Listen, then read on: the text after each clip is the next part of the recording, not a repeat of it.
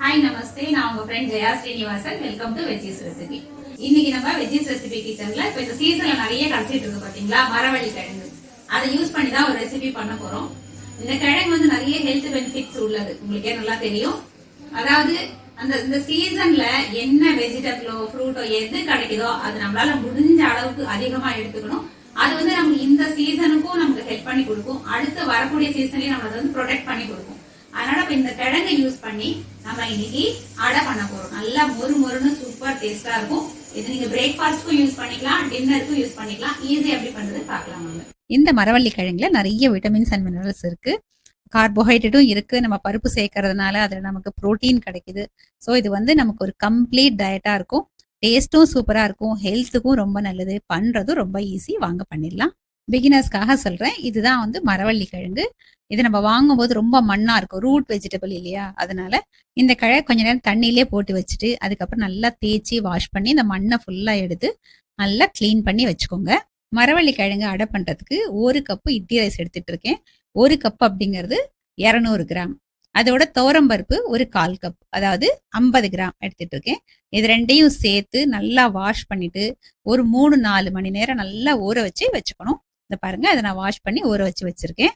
இந்த அடைக்கு மரவள்ளி கிழங்கு ஒரு 250 கிராம்ஸ் உள்ள ஒரு கிழங்கு எடுத்துட்டு இருக்கேன். அரிசி பருப்பு 250 கிராம்ஸ் இருக்கு. இந்த கிழங்கும் 250 கிராம்ஸ் எடுத்துட்டு இருக்கேன். இது முன்ன பின்ன இருந்தாலும் பரவாயில்ல. கிழங்கு பாருங்க, அந்த மாதிரி நல்லா வெள்ளையா இருக்கணும். வெள்ளையா இருந்தாதான் அது நல்ல கிழங்கு, ஃப்ரெஷ்ஷான கிழங்கு. இதுல செய்யற எந்த ஒரு ரெசிபியுமே நல்லா டேஸ்டா இருக்கும் அப்படின்னு அர்த்தம்.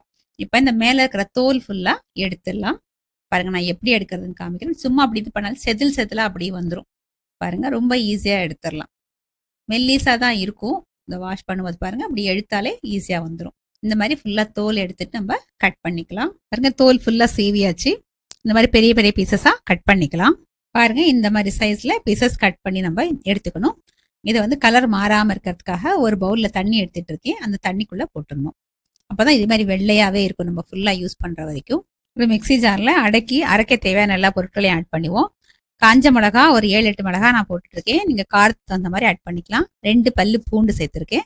இஞ்சி ஒரு இஞ்சி தோல் சீவி பொடியா கட் பண்ணி போட்டிருக்கேன். சோம்பு 1 டீஸ்பூன், உப்பு நமக்கு தேவையான அளவு, மஞ்சத்தூள் ஒரு 1/4 டீஸ்பூன், பெருங்காயத்தூள் 1/4 டீஸ்பூன்.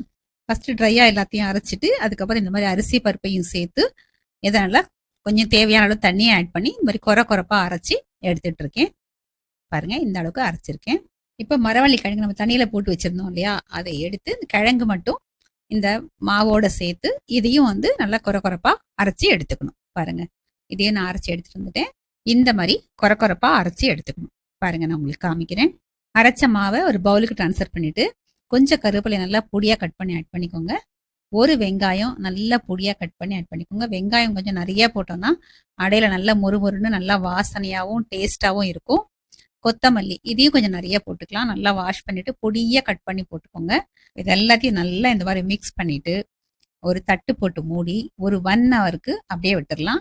மாவு கொஞ்சம் புளிச்சா நல்லா இருக்கும். டைம் இருக்கு அப்படின்னா நீங்க புளிக்க வச்சுக்கலாம். அப்படி டைம் இல்லைன்னா உடனேவும் பண்ணிக்கலாம்.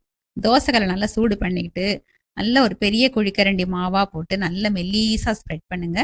ஒருவேளை மாவு திக்கா இருந்தது அப்படின்னா தேவையான அளவுக்கு தண்ணியும் ஆட் பண்ணிக்கலாம். நல்லா மெல்லிசா பண்ணும்போது நல்லா மொறுமொறுன்னு வரும், நல்லா சீக்கிரமும் வெந்துடும். நடுவுல இப்படி ஒரு ஓட்டை போட்டுக்கோங்க தோசை கரண்டியால. அதுல ஒரு ஸ்பூன் எண்ணெய் ஆட் பண்ணிக்கோங்க. இந்த மாதிரி ஒரு 4-5 ஓட்டை கூட அந்த மாதிரி போட்டுக்கலாம். அதுல ஃபுல்லா எண்ணெய் ஆட் பண்ணிக்கலாம். நல்லா மொறுமொறுன்னு வரும். சுத்தியும் சென்டர்லயும் எண்ணெய் போட்டு நல்லா மொறுமொறுன்னு பண்ணதுக்கு அப்புறம் திருப்பி போடுங்க. பாருங்க எவ்வளவு நல்லா ரோஸ்டா இருக்கு அப்படின்னு. அடுத்த சைடும் நல்லா வேகட்டும். ஏன்னா கிழங்கு நம்ம பச்சையா தான் போட்டிருக்கோம். அந்த சைடும் நல்லா வேகட்டும். வெந்ததுக்கு அப்புறம் பிளேட்ல எடுத்து சர்வ் பண்ணிக்கலாம். இதே மாதிரி எல்லா அடையும் பண்ணி எடுத்துக்கலாம். நான் இன்னைக்கு தேங்காய் சட்னியோட சர்வ் பண்ண போறேன். வெண்ணெய் வெள்ளத்தோடய நம்ம சர்வ் பண்ணலாம், அதுவும் நல்லா இருக்கும். மொறுமொறுன்னு மரவள்ளி கிழங்கு அடை சர்விங்க்கு ரெடி. எப்படி அடை ரெசிபி சூப்பரா இருந்ததா? கண்டிப்பா ட்ரை பண்ணி பார்த்துட்டு எப்படி வந்ததுன்னு கமெண்ட் சொல்லுங்க. சேனல் சப்ஸ்கிரைப் பண்ணுங்க, எனக்கு மோட்டிவேஷனா இருக்கும். லைக் பண்ணுங்க, ஃப்ரெண்ட்ஸ் அண்ட் ஃபேமிலியோட ஷேர் பண்ணுங்க. பெல் ஐகானை கிளிக் பண்ணுங்க. புது ரெசிபியோட நாளைக்கு நான் உங்களை மீட் பண்றேன். தேங்க்ஸ் ஃபார் வாட்சிங்.